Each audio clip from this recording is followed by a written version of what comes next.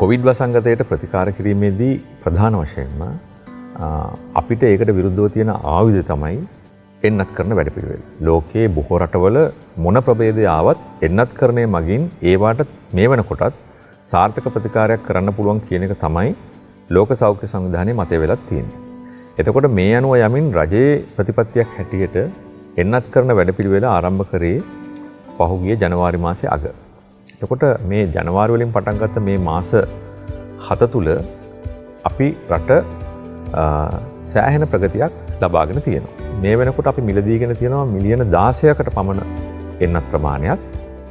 ප්‍රධානයන් හැටියට අපිට මිලියන 6ක පමණ එන්නත් ලැබිලා තියෙනවා. ඒතර මේ දෙකේ එකතුව හැටියට ගත්තොත් අපිට මිලියන 22ක් පමණ මේ වෙනකොට ලංකාවට ලැබිලා තියෙනවා. අපි මේ මාසය තුලදී තවත් සයිනෝෆාම් මිලියන 8කුත් ෆයිසර් එන්නතින් තවත් මිලියන 4කුත් ලංකාවට ගෙනීම සඳහා අපි කටයුතු කරලා තියෙනවා. මේ ෆයිසර් එන්නත් වල මිලියන 4 අපිට ලැබෙන්නේ ඔක්තෝබර් මාසයේ. එතකොට මේ සියලුම එන්නත් වල එකතුව මිලියන 35.5කට ආසන්න එන්නත් ප්‍රමාණය. අපේ රටේ ජනගහනයෙන් මිලියන 17.5ක පමණ ප්‍රමාණයකට අපිට මේ එන්නත්කරණය කරන්න පුළුවන්. විශේෂයෙන්ම එන්නත් කමිටුවේ උපදෙස් පරිදි අපිට එන්නත්කරණය කිරීම අවුරුදු 15ට වැඩි අයට කරන්න සිද්ධ වෙනවා නම් ඒ සඳහා අවශ්‍ය එන්නත් ප්‍රමාණයත් අපිට ලැබෙනවා. තුන්වෙනි මාත්‍රාවක් ලබා දීමේ අවශ්‍යතාවයක් තියෙනවා නම් ඒ සඳහා අපි දැනටමත් අපගේ වසංගත සහ එන්නත්කරණය පිළිබඳ විද්වත් කමිටුවේ උපදෙස් පරිදි ෆයිසර් එන්නතින් ශ්‍රී ලංකාවට තවත් මිලියන 14ක ප්‍රමාණයක් ඇනෝම් කිරීම සඳහා ගිවිසුම අත්සන් කරලා තියෙනවා. ඒ එන්නත් ප්‍රමාණය නොවැම්බර් සහ දෙසැම්බර් මාසවලදී අපිට ලැබෙනවා. ඒ ලැබෙන එන්නත් අපිට ලබන අවුරුද්දේ අප්‍රේල් හෝ මැයි දක්වා ලබා දීමේ හැකියාව තියෙනවා.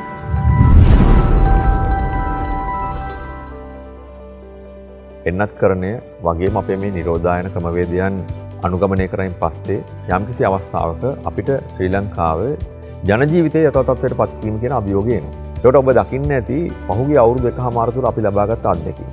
අපි පළවෙනි ලොක්ඩවුන් එකෙන් පස්සේ රට විවෘත කරා. දෙවෙනි ලොක්ඩවුන් එකෙන් පස්සේ රට විවෘත කරාම මේ පහුගිය අලුත් අවුරුදු කාලේ අපිට ලැබිච්ච අත්දැකීම් මොකක්ද? ඒ අත්දැකීමට සමාන අත්දැකීම් තමයි ලෝකයේ පුරා හැම රටකදීම ඇති උනේ. මේ ලොක්ඩවුන් එක කරා කියන එක එහෙම නැත්නම් ප්‍රතිශක්තිය ලැබුණා කියන එක සම්පූර්ණයෙන්ම අපිට මේ රෝගය අමතක කරන්න ලැබිච්ච රක්ෂණයක් හැටියට හිතන්නට හොඳ නැහැ.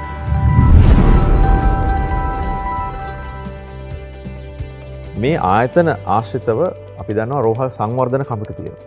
සුබ සාධක කමිටු තියෙනවා. ප්‍රදේශීය සුබ සාධක සංගම් කමිටු තියෙනවා. විහාරස්ථාන පල්ලි පන්සල් ආශ්‍රිතව තියෙන සුබ සාධක සංගම් තියෙනවා. මේ හැම කෙනෙක්ම එකට එකතු වෙලා මේ රෝහල් ගත වෙලා ඉන්න අය. එහෙම නැත්නම් එන්නත් කරන මධ්‍යස්ථාන වලට අවශ්‍ය කැම බීම මේ වගේ පහසුකම් සැපීම සඳහා ක්‍රමවේදයකුත් සකස් කරගත්තොත් මේ ක්‍රියාවලියේ මානුෂීය පැත්ත තවදුරටත් අපිට වර්ධනය කරන්න පුළුවන්. මම හිතන්නේ මේ මානුෂීය පැත්ත මේ වැඩපිළිවෙලේ අපි වඩාත් හොඳින් මේ පිළිබඳ අවබෝධයක් යොමු කළ යුතු අංශයක් හැටියට තමයි මම දකින්නේ. කොවිඩ් වසංගතය හඳුනා ගැනීමේදී ප්‍රධාන වශයෙන් භාවිතා වෙන පරීක්ෂණ කීපයක් තියෙනවා. එකක් තමයි PCR පරීක්ෂණය කියන එක. අනික එක තමයි රැපිඩ් ඇන්ටිජන් කියන පරීක්ෂණ. පරීක්ෂණ කට්ටල ලංකාවට රජයේ භාවිතය සඳහා ආනයනය කරන්නේ රාජ්‍ය ඖෂධ නීතිගත සංස්ථාව. දැන් PCR කට්ටලයක් කියන එක මේ සෞඛ්‍ය අමාත්‍යාංශයට ආනයනය කිරීම සඳහා නිර්දේශ කිරීම. මේ විෂයට සම්බන්ධ විශේෂඥ වෛද්‍යවරු 5 දෙනෙක්ගෙන් සමන්විත කමිටුවකට දාලා ඒ කමිටුවේ නිර්දේශ මත එම කට්ටල විවිධ පර්යේෂණාගාරවලට යවලා පරීක්ෂා කිරීමෙන් පස්සේ උපරිම ප්‍රමිතියේ තියෙනවා කියන එක තහවුරු වුණායින් පස්සේ තමයි මේවා මිලදී ගැනීම රාජ්‍ය ඖෂධ සංස්ථාව කරන්නේ. වෛද්‍ය පර්යේෂණ ආයතනය පවා හැම වෙලාවෙම යම්කිසි විශේෂඥ වෛද්‍යවරයෙක් මේ සඳහා යොමු කරනවා. ඒකට මේ නිසා මේ පිළිබඳ ප්‍රමිතිය පිළිබඳ කිසිම ගැටලුවක් නොවන මට්ටම තමයි අපි බලාගෙන ඉන්නේ. මුලම අවස්ථාවේ මේක මිලදී ගත්තේ රුපියල් 3036කට වගේ මුදලකට. ඊට පස්සේ මේ වෙනකොට අපි මේ කට්ටලය මිලදී ගන්න PCR කට්ටලය රුපියල් 726කට වගේ ගන්නවා. නමුත් ඔබ දකින්න ඇති මේ පහුගිය දවස්වල රුපියල් 8000කට මේවා ගෙනීම නිසා සාමාන්‍ය ජනයාට මේවා ලබා ගැනීමේ අපහසුතාවයක් ඇති වෙලා තියෙනවා කියන මතයක් ඇහෙන්නට ඇති. නමුත් ඔබට අද රාජ්‍ය ඖෂධ සංස්ථාවේ වෙබ් අඩවියට ගියොත් www.spc.lk කියලා අපි මේ සියලුම ප්‍රසම්පාදනවලදී මේවා මිලදී ගත්ත අගයන් වගුගත කළා ඒ සියලු දත්ත ඔබට බලා ගැනීමට ලබා දීලා තියෙනවා. එතකොට ඔබට පෙනේ දිනෙන් දින මේ මිල ගණන් අඩු වෙච්ච ආකාරය. එතකොට රැපිඩ් ඇන්ටිජන් කියන පරීක්ෂණය මුලින්ම ලංකාවට හඳුන්වා දෙනකොට පහුගිය නොවැම්බර් මාසයේ දත්ත ඇගීම සඳහා අවශ්‍ය පහසුකම් අපේ රටේ තිබුණේ නැති නිසා කල සිටි සෞඛ්‍ය අධ්‍යක්ෂක ජෙනරාල්වරයා ඒ තාක්ෂණික කමිටුවත් එක්ක එකතු වෙලා නීතියක් පැනවුවා ලෝක සෞඛ්‍ය සංවිධානයේ අනුමැතිය තියෙන රැපිඩ් ඇන්ටිජන් කටල පමණක් ලබාගත යුතුයි කියලා. ඒක නිසා ඒ සම්බන්ධයෙන් වෛද්‍ය සැපයීම් අංශයේ නීතිය ක්‍රියාත්මක කරන්න කියපු නිසා ඖෂධ සංස්ථාව ගෙනාවේ ලෝක සෞඛ්‍ය සංවිධානයේ අනුමත වෙච්ච ඒවා පමණයි. නමුත් ඒ කට්ටලේ මිල පවා ඒ දිනවල තිබුණේ රුපියල් 1144ක ප්‍රමාණයක්. අද වෙනකොට ඒක රුපියල් 946ක් දක්වා අඩු වෙලා තියෙනවා. නමුත් මම මේ සම්බන්ධයෙන් දැක්ක විවිධ ස්ථානවල කියනවා රුපියල් 2500ක් පමණ මිනිස්සුන්ගෙන් ගන්නවා කියලා. රාජ්‍ය ඖෂධ සංස්ථාව විසින් ගෙනෙන ලද සියලුම රැපිඩ් ඇන්ටිජන් කට්ටල උසස් ප්‍රමිතියෙන් යුක්තව ගෙනීම සඳහා සෞඛ්‍ය අමාත්‍යාංශය කළ නිර්දේශ අනුගමනය කරා. මේ වෙනකොට රැපිඩ් ඇන්ටිජන් කට්ටල වර්ග 3ක් ඖෂධ නියාමන අධිකාරියෙන් අනුමැතිය ලබා දීලා තියෙනවා. ඊට අමතරව PCR පරීක්ෂණ කට්ටල 13කට පමණ අනුමැතිය ලබා දීලා තියෙනවා. ඒ අනුමැතිය ලබා දීලා නැති ඒවත් තියෙනවා. ඒවට විවිධ හේතු ඒ තාක්ෂණික ඇගයීම් කමිටු මගින් ඉදිරිපත් කරලා තියෙනවා. යම්කිසි මතයක් ගොඩනගනවා නම් මේවායේ මිල ගණන් වැඩි, මේවා එක කොටසකට පමණක් සීමා කරගෙන ඉන්නවා කියලා ඒක ඇත්ත වශයෙන්ම සත්‍ය තොරතුරු නොවන බව ඔබට මේ මිල ගණන් පරීක්ෂා කළොත් අනිවාර්යයෙන්ම තේරුම් ගන්න පුළුවන්. ඒවා ඔබට දැන් මේ වෙනකොට අපගේ වෙබ් අඩවියට ගියොත් බලා ගැනීමේ හැකියාවක් තියෙනවා.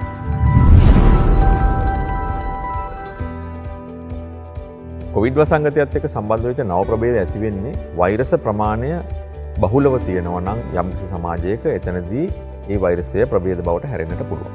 වෛරස ප්‍රමාණය අඩු කිරීම සඳහා ගන්න පුළුවන් හොඳම පියවර තමයි එන්නත් කරන්නේ. දැනට තියෙන ඕනෑම ප්‍රභේදයකට මේ එන්නත් ප්‍රතිශක්තිය ලබා දීමේ හැකියාවක් තියෙනවා. නමුත් අපි දන්නේ අනාගතයේදී මේක වෙනස් වෙන්න පුළුවන්. ඒ නිසා එක්සත් ජාතික සංවිධානයේ විශේෂ කමිටුවක් පත් කරලා තියෙනවා. ප්‍රභේදයක් හැදුනොත් ඒකට අදාළව එන්නත වෙනස් කර ගැනීමට හෝ වෙනත් විකල්ප ක්‍රියාත්මක කිරීම සඳහා අවශ්‍ය උපදෙස් දීමට. නමුත් සාමාන්‍යයෙන් අපි එන්නතක් සකස් කරගත්තයින් පස්සේ ප්‍රභේදය වෙනස් වුණා කියලා අපිට එන්නත ඒ ප්‍රභේදයට හරියන විදිහට වෙනස් කිරීමේ ලොකු අපහසුතාවයක් නැහැ. ඉතින් ඒක නිසා මේ අවස්ථාවේදී අනියත බියක් ප්‍රභේද ගැන ඇති කරගන්න ඕනේ නැහැ. නමුත් ඊශ්‍රායලය වගේ රටක් ගත්තොත් ඩෙල්ටා ප්‍රභේදය තමයි ඉතා වේගයෙන් දැන් එහි පැතිරීගෙන යන්නේ මේ එන්නත් කරන්නේ සම්පූර්ණයෙන් කරපු සමාජය තුල. ඔබට වගකීමක් තියෙනවා. විශේෂයෙන්ම ඔබේ පවුලේ ඔබට මේකෙන් හානියක් නුනට සමහරලාට වයස්ගත ඔබේ මව්පියන්ට එහෙමත් නැත්නම් වහුගොඩු හෝ උදිරාබාධයකින් පෙළෙන ඔබේ සහෝදරියට මේක භයානක තත්ත්වයක් ගේන්න පුළුවන්. ඒ නිසා අන් අයකටත් හිතලා මේ ප්‍රභේදයන්ට මධ්‍යස්ථව මුහුණ දීමේ හැකියාවක් අපි ඇති කරගන්නට ඕනේ.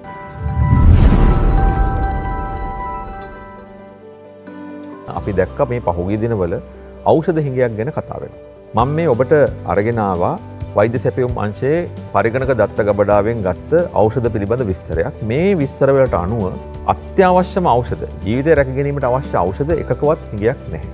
අපි ගේනවා සාමාන්‍යයෙන් ලංකාවට 400ක් පමණ ප්‍රමාණයක්. ඒකෙන් 10ක පමණ අඩුපාඩුවක් තියෙනවා. 10ක පමණ. 410ක්. හැබැයි ඒවා පවා සාමාන්‍යයෙන් භාවිතා වෙන අත්‍යවශ්‍ය ඖෂධ නෙවෙයි. ඒවායේ සැපයුම් කරුවන්ගේ දෝෂ නිසා මේ ඖෂධ 10ක පමණ අඩුවක් තියෙනවා. අත්‍යවශ්‍ය නොවන ඖෂධ වලින් 14ක පමණ අඩුවක් තියෙනවා. ඒකට සම්පූර්ණයෙන්ම අපිට තියෙන 1200ක් පමණ ඖෂධ වලින් 25ක 30ක පමණ ප්‍රමාණයක විතරයි අඩුවක් තියෙන්නේ. හදිසි ආනයනය කිරීම නතර කිරීම නිසා විශාල ධනස්කන්ධයක් රට වෙනුවෙන් ඉතිරි කරන්න පුළුවන් වුණා. මම ඒත් අපේ මේ දත්ත ගබඩාවෙන් ගත්ත තොරතුරක් ඔබට කියන්නම්. මේකේ තියෙනවා රිටුක්සිමැබ් කියලා ඖෂධයක්. මේක 2019 වර්ෂයේදී ලංකාවට ගෙනාවේ රුපියල් 55000කට. අපි ඒක සාමාන්‍ය ක්‍රමවේදයේ යටතේ රුපියල් 17000කට ගෙනාවා. ඊට පස්සේ ක්ලින්ඩමයිසින් කියලා ඖෂධයක් තියෙනවා ප්‍රතිජීවකයක්. ඒ ප්‍රතිජීවකේ රුපියල් 206කට ගෙනාවේ 2019 හදිසි මිලදී ගැනීමටදී අපි ඒක රුපියල් 42කට ගෙනාවේ සාමාන්‍ය ප්‍රසම්පාදන ක්‍රියාවලිය යටතේ. කොවිඩ් වසංගතයේ කාලෙත් භාවිත කරන විටමින් D කියලා ඖෂධයක්. මේ විටමින් D ඖෂධය සාමාන්‍ය වෙළඳපොලේ රුපියල් 200ක් 250ක් සමහරවල් වැඩිම වුණොත් 300ක් වෙන ඖෂධයක්. 2019 18 වර්ෂවලදී මේක ගෙනලා තිබුණේ රුපියල් 20000කටත් වඩා වැඩි මුදලකට රජයට.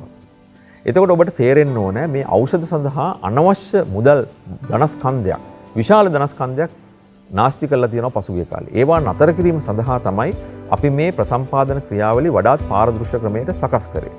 මේ මගින් 2020 වර්ෂයේදී පමණක් අපි ඉතුරු කරන ලද මුදල රුපියල් මිලියන 1140ක් රට වෙනුවෙන් ඉතිරි කිරීමට හැකි වුණා. ඖෂධීය නාමයෙන් පිළිකා ඖෂධ ගෙනීමත් හදිසි මිලදී ගැනීම නතර කිරීම නිසා රුපියල් මිලියන නම් 2260ක් පමණ අපිට ඉතුරු කරන්න පුළුවන් වුණා.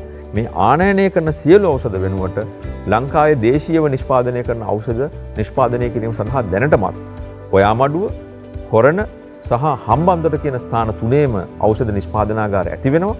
එතකොට ඒ නිෂ්පාදනාගාරවල ක්‍රියාවලිය ඉදිරියට ගියාම අනිවාර්යයෙන්ම අපිට අපේ රටේ මේ ඖෂධ සඳහා පිටරට ඇදී යන ඩොලර් ධනස්කන්ධය සම්පූර්ණයෙන්ම අපිට නතර කරගන්නට පුළුවන් වෙනවා.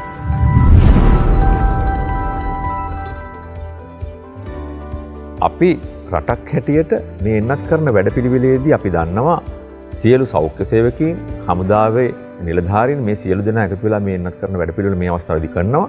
නමුත් අපි පසුගිය දිනවල දැක්කා යම් යම් ස්ථානවල ඇතැම් නොසන්සුන්තාවයන් ඇති වෙනවා. මේ එන්නත Tamanට නොලැබෙයිද කියන සැකයක් හිතේ ඇති වෙච්ච නිසා. කිසි වෙලාවක ඔබට අවශ්‍ය එන්නත් වල හිඟයක් ඇති වෙන්නේ නැහැ. එන්නත් කරන්නේ යෙදී සිටින සියලු සෞඛ්‍ය සේවකයන් සමග සහයෝගයෙන් ඔවුන්ගෙන් වෙනවා නම් අඩුපාඩුවක්, ඒ අඩුපාඩුව ගැන යම්කිසි විදිහකින් සහනශීලී විදිහට හැසිරීලා ඒ අයත් එක්ක එකතු වෙලා මේ එන්නත් කරන වැඩපිළිවෙල දිගටම කරගෙන යාමට කටයුතු කරන්න ඕන. මේ එන්නත් කරන වැඩපිළිවෙලෙදී ඔබ වැඩිහිටියන්ට, ආබාධිතයන්ට, නිදන්ගත රෝග තියෙන අයට මුල් තැන දීම සඳහා කටයුතු කරන්න. ඔබට වඩා මේ එන්නත ලබා ගැනීමට යුතුයි කියලා හිතන කෙනෙක් දැක්කොත් ඒ අයට පවා ඉඩකඩ දෙන්න. මොකද ඔබේ එන්නත කිසි වෙලාවක ඒ ඉඩකඩ දීම නිසා නැති වී යන්නේ නැහැ.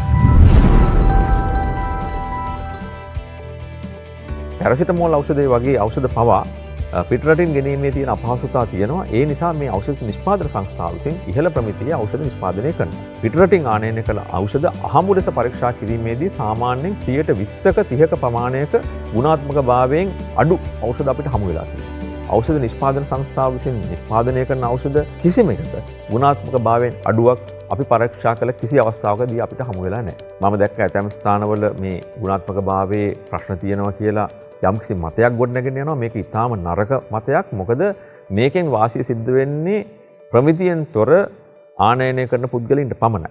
නමුත් ඖෂධ නිෂ්පාදන සංස්ථාවේ නිෂ්පාදන පර්යේෂණාගාර වලින් පරීක්ෂා කළ හැම වතාවකදීම ඒවායේ ඉහළ ප්‍රමිතිය තියෙන බවට තහවුරු වෙලා තියෙන නිසා ඔබට රාජ්‍ය ඖෂධ සංස්ථාවේ උසුසල ජාලය මගින් ඖෂධ නිෂ්පාදන සංස්ථාවේ ඖෂධ වගේම ඉතා ඉහළ ප්‍රමිතියෙන් යුතු ඖෂධ ආනයනය කරන ඖෂධ පවා සහනදායී මිලකට ලබා දීමට කටයුතු කරනවා.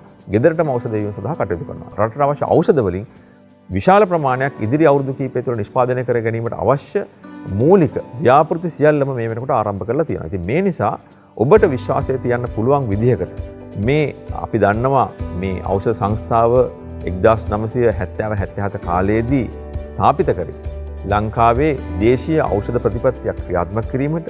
එතකොට අපි ආනයනය කරන ඖෂධ ප්‍රතිපත්තියක හිටියා අපි මේ වෙනකොට ඖෂධ නිෂ්පාදනය කරගෙන යනවා. මේ නිෂ්පාදන වලින් ස්වයං පෝෂණය වුණායින් පස්සේ අපි බලාපොරොත්තු වෙන එකම දේ තමයි මේ ඖෂධ අපිට පිටරට වලට අපනයනය කිරීමට හැකියාවක් ලැබෙයි කියන එක. ඒ ඉලක්කය ඇතුව තමයි මේ දිනවල වැඩ කරන්නේ.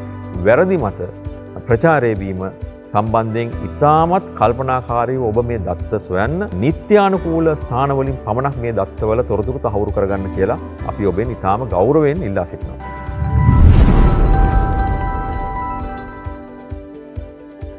යම්කිසි විදිහකින් මේ පරීක්ෂණ කරායින් පස්සේ තහවුරු වීමක් වෙනවා නම් ඔබට කොවිඩ් ආසාදනය තියෙනවා කියලා ඒ රෝගීන් වෛද්‍ය උපදෙස් මත අදාළ රෝහල් හෝ මධ්‍යම රෝහල් වලට යොමු කිරීම සිද්ධ වෙනවා. එහෙම රෝගාබාධය තදබල මට්ටමින් නැත්නම් නිවසේ සිට රෝගීන්ට වෛද්‍ය සේවාවන් ලබා ගැනීමේ ක්‍රමවේදයක් සෞඛ්‍ය අමාත්‍යාංශය දුරකථන ගණනාවක් ඔස්සේ මේ සම්බන්ධීකරණය සහ මේ උපදෙස් දීමේ වැඩපිළිවෙල ආරම්භ කරලා තියෙනවා. ඒතර මේ උපදෙස් වලට සම්බන්ධ වීමේදී ඔබගේ මූලික ප්‍රථම සම්බන්ධතාවය ආරම්භ කරන්න ඕන MOH එක ඒක ලියාපදිංචි කරගෙන ඒ අනුව තමයි ඔබ නිවසේ සිට ප්‍රතිකාර කිරීම සඳහා යොමු කරන්නේ. මේ ප්‍රතිකාර ක්‍රමය කරාට පස්සේ ඔබට කියයි දවස් 5කින් හෝ 6කින් එහෙම නැත්නම් සතියකින් නැවතත් PCR පරීක්ෂණයක් කළා. ඒක නෝමල් නම් ඔබව නැවතත් සාමාන්‍ය පුද්ගලයෙක් බවට පත් කරනවා. හැබැයි ඔබ රෝහලකට යන්න සිද්ධ වුණොත් ඒ යන්න කිව්වහම ඒක මග හරින්න එපා. මොකද ඔබට ඒක යන්න කියලා කියන්නේ ඔබ අවදානමට ලක්වීමට ඉඩ තියෙන කෙනෙක් නිසා.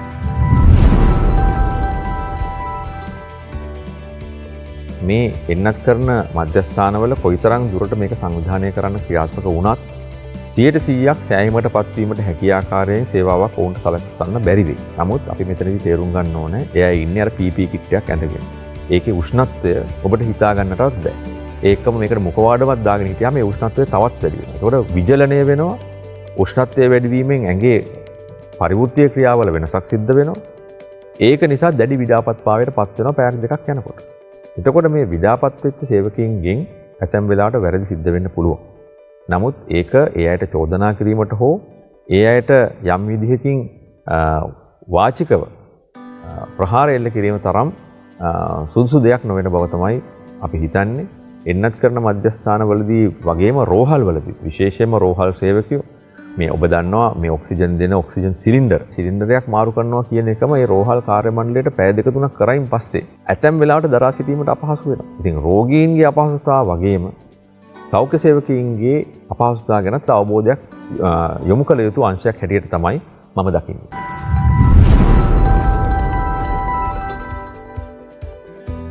මේ PCR කට්ටල ලංකාවේ දැනට නිෂ්පාදනය කරන්න පුළුවන්. තවමත් PCR කට්ටල නිෂ්පාදනය කිරීමේ හැකියාවක් නැහැ. නමුත් වෛරසය ගෙන යාමට අවශ්‍ය ට්‍රාන්ස්පෝර්ට් මීඩියා මේවා හදන්නේ ශ්‍රී ලංකාව. ඒවා සකස් කරලා භාවිතා කිරීම සඳහා අවශ්‍ය අංගෝපාංග ගණනාවක් ලංකාවේ නිෂ්පාදනය කරනවා. යම්කිසි අවස්ථාවකදී PCR කට්ටල පවා ශ්‍රී ලංකාවේ නිෂ්පාදනය කිරීම ආරම්භ වේ. ඒකට යම්කිසි කාලයක් ගත වේ. ලබන මාසයේ මුල ඉඳලා ලංකාවට අවශ්‍ය සියලුම සේලයින් නිෂ්පාදනය කිරීම ඖෂධ නිෂ්පාදන සංස්ථාව කරනවා. අපේ රටේ නිෂ්පාදනයන් සම්බන්ධයෙන් අපේ අවධානය වැඩිපුර යොමු වෙනවා.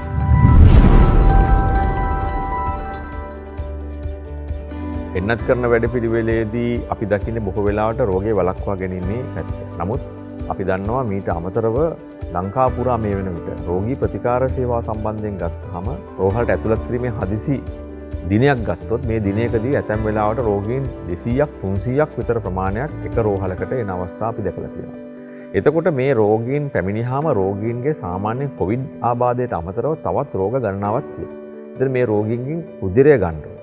ඊට පස්සේ මේ අයට ඔක්සිජන් සපයන්න ඕනේ. ඊට පස්සේ මේ අයට අවශ්‍ය කැමවීම සපයන්න ඕනේ. ඒ රෝගියාව අධීක්ෂණයේ පවත්වා ගන්න ඕනේ. ඒතර මේ සියලු කාරණා රෝගීන් 300ක් 400ක් එකවර ආව වෙලාවට දැඩි අපහසුතාවයකින් යුක්තව තමයි මේක කරන්නට සිද්ධ වෙන්නේ. මේ නිසා මේ සංකීර්ණ ක්‍රියාවලිය තුල ඉන්න සෞඛ්‍ය සේවකයින්ට හුස්ම ගැනීමේ ඉඩපහසුවක් අවශ්‍ය වෙනවා. මේ නිසා තමයි අපි කියන්නේ සමාජයේ ඔබ මේ රෝගය හදාගන්න නැතුව ඉන්න.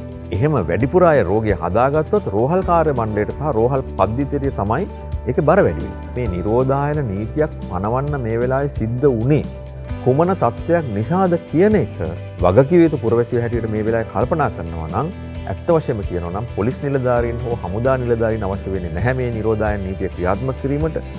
රෝහල්ගත වෙන පිරිස අඩු කිරීම සඳහා ඔබට පුද්ගලිකව ඉතා විශාල කාර්යභාරයක් මේ වෙලාවේ කරන්නට පුළුවන්.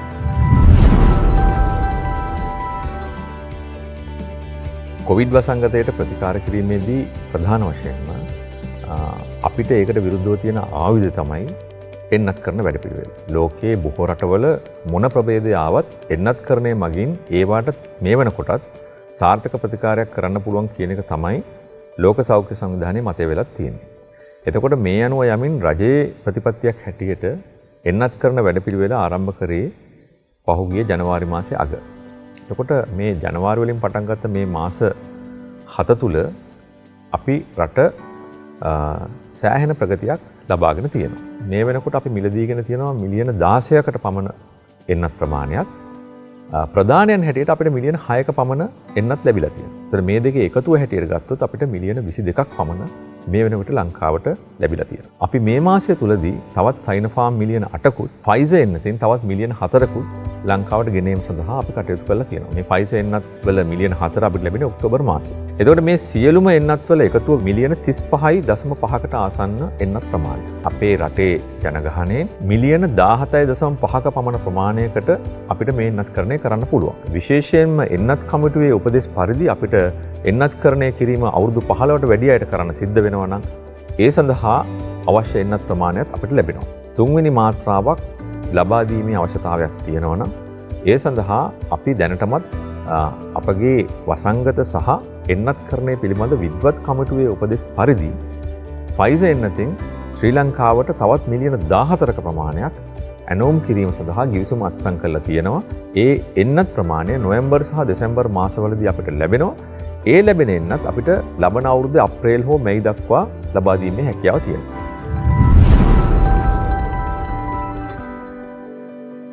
මේ දවස්වල ටිකක් රැල්ලක් වගේ පැතිරගෙන යනවා මේ ඔක්සිජන් ප්‍රතිශතය බැලීමක් සම්බන්ධයෙන්. මම හිතනවා ගෙදර ඉන්න කෙනෙක් හැටියට ඔක්සිජන් ප්‍රතිශතය තමා විසින්ම පරීක්ෂා කරගෙන රෝගයේ අවදානම් කලාපයේ තියෙනවද නැද්ද කියලා තීන්දුව කරන්න යෑම තරමක් ඕනාවට වැඩි එකක්. විශේෂයෙන්ම අපි දන්නවා ඔක්සිජන් ප්‍රතිශතය මැනීම සඳහා ඒ භාවිතා කරන උපකරණ ඉතා සංවේදී. එතකොට මේ උපකරණය නිවැරදි ලෙස භාවිතා නොකළොත් වැරදි දත්ත ලැබෙන්න පුළුවන්. ඒකම ඔබ දන්නවා මේ ඔක්සිජන් මයින මීටර කියන ඒවා විවිධ කාණ්ඩ යටතේ එනවා. දැන් වෛද්‍යමය වශයෙන් තහවුරු කරන ලද රෝහල් වලින් හෝ එහෙම නැත්නම් වෛද්‍ය මධ්‍යස්ථාන වලින් ආනයනය කරන ඒවා ඒ ප්‍රමිතිය පිළිබඳ යම්කිසි සහතිකයක් තිබුණත් සමහර වෙලාවට මේ ස්මාර්ට් ෆෝන් වල ඔක්සිජන් ප්‍රතිශතය බලන්න පුළුවන්. සමහර වෙලාවට ක්‍රීඩා භාණ්ඩ ලෙස එන ඒවා ඔක්සිජන් ප්‍රතිශතය බලන්න පුළුවන්. සෙල්ලම් කරන දේවල් ටොයිස් හැටියට එන ඒවායිත් ඔක්සිජන් ප්‍රතිශතය බැලීම සඳහා උපකරණ හැටියට තියෙනවා. ඒවායින් නිවැරදි දේ කුමක්ද කියලා සමහර වෙලාවට ඔබට සොයාගන්නට බැරි වෙන්න පුළුවන්. අපි දන්නවා මේ දිනවල එන්නත් සම්බන්ධයෙන් ගත්තත් ඖෂධ සම්බන්ධයෙන් ගත්තත් සාමාන්‍ය ඖෂධයේ වගේම පේන නමුත් ඒ ඖෂධයට වඩා ගුණාත්මක භාවයෙන් ඉතා පහළ දේවල් විකුණන සමාජයේ. පල්ස් ඔක්සිමීටර් කියන එක සම්බන්ධ වෙන තත්ත්වය එකමයි. ඒ නිසා අනවශ්‍ය අවධානමක් ගන්න එපා.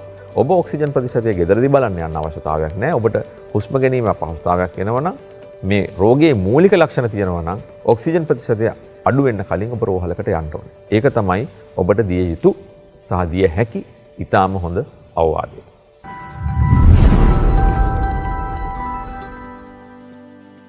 අපි කොච්චර එන්නත් කරත් මේ රෝගය ඉතා කුඩා දරුවන්ගේ උගුරේ තවත් සෑහෙන කාලයක් තියෙනවා. එන්නත ලබාගත් අයගේ උගුරේ තියෙනවා රෝගයක් හැටියට හැදුනේ නැත. ඒතර මේ තියෙන ප්‍රභේද හදිසිය වෙනස් වීමකට ලක් වුණොත් ඒ වෙනස් වීමත් එක්ක නැවතවරක් රෝගයේ උත්සන්න වීම හෝ රෝගයේ භයානක තත්ත්වයේ වැඩි ප්‍රභේදයක් බවට මේ රෝගය පත්වීමේ යම්කිසි ඉඩකඩක් තියෙනවා. සාමාන්‍ය උණ හෙම්බිරිසාවක් තත්ත්වයට පත්වී ඇතැයි කියලා ලෝකයේ ඉන්න විද්‍යාඥයෝ ලෝක සෞඛ්‍ය සංවිධානය තීන්දුව කළා තීරණයක් දෙනකල් අපි නව සාමාන්‍ය ක්‍රමයකට හැඩගැහෙන්න ඕනේ. වෛරසය බෝ වෙන්නේ සුළඟින් නිසා එක්රස් වීම, ජනයා ගැවසීම අපිට අවම කරන්න සිද්ධ වෙනවා. නමුත් ආර්ථික වශයෙන් කළ හැකි හැම දෙයක්ම අපිට කරන්න සිද්ධ වෙනවා. ඒ කිරීමේදී අපි සමාජ දුරස්ථභාවය වගේම මුඛාවරණ පැළඳීමත් සෑහෙන කාලයක් අපිට කරන්න සිද්ධ වෙනවා. නිරෝධායනය සම්බන්ධ කිසිදු හැඟීමක් නැතුව හැසිරෙන්නට පටන් ගත්තොත් අපි මොන එන්නත ලබා දුන්නත් නැවත වරක් මේ රෝගී හිස හිසවීමක් අපිට දකින්න ලැබෙයි ලෝකයේ අනිත් රටවල් වගේ.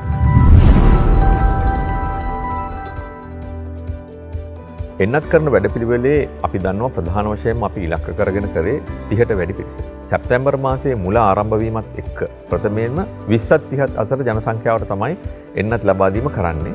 ඒ ප්‍රමාණය සම්පූර්ණ වීමෙන් පසුව එතනින් පහළට විශේෂයෙන්ම දරුවන්ට ලබා දීම සඳහා තියෙන නිර්දේශත් එක්ක කුඩා දරුවන්ටත් පාසල් යන දරුවන්ටත් 20ට අඩු අයටත් ලබා දීම සඳහා කටයුතු කරනවා.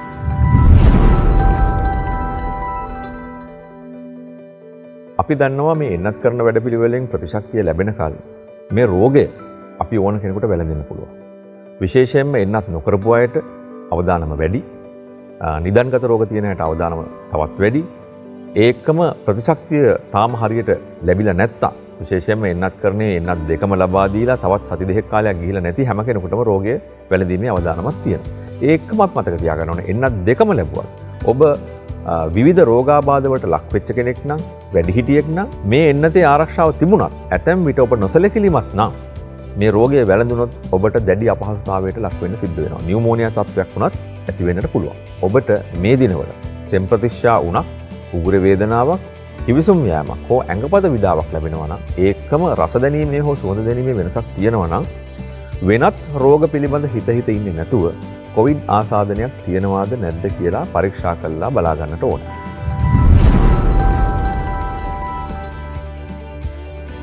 මේ වන විට සමාජය තුළ කොවිඩ් වසංගතය තියෙන කෙනෙක් සම්බන්ධයෙන් තියෙන ආකල්පය අපි වෙනස් කරනවා. ඒ කොවිඩ් රෝගීන්ට අවශ්‍ය දේ උදව් උපකාර කිරීම ගම් මට්ටමින්, පවුල් මට්ටමින්, සංගම් මට්ටමින්, සමාජ මට්ටමින් වගේම රෝහල් වලට පවා උදව් කරන කණ්ඩායම් හැටියට එකතු වෙලා ඒ අදාළ බලධාරීන් සමග සාකච්ඡා කරලා එයට අවශ්‍ය දේවල් විශේෂයෙන් මේ අයට අවශ්‍ය මානසික සහනය ලබා දීම සඳහා මේ ගම් පළාත්වල අය කටයුතු කරන්න ඕනේ. ඒ අයට මානසිකව වගේම ශාරීරිකවත් සහාය දෙන අසල්වැසියෝ පිරිසක් ඉන්නවා කියලා එයාට හැඟුණොත් මම හිතන්නේ මේ ප්‍රතිකාර ක්‍රමවේදය වඩාත් සාර්ථක කරගන්න පුළුවන්.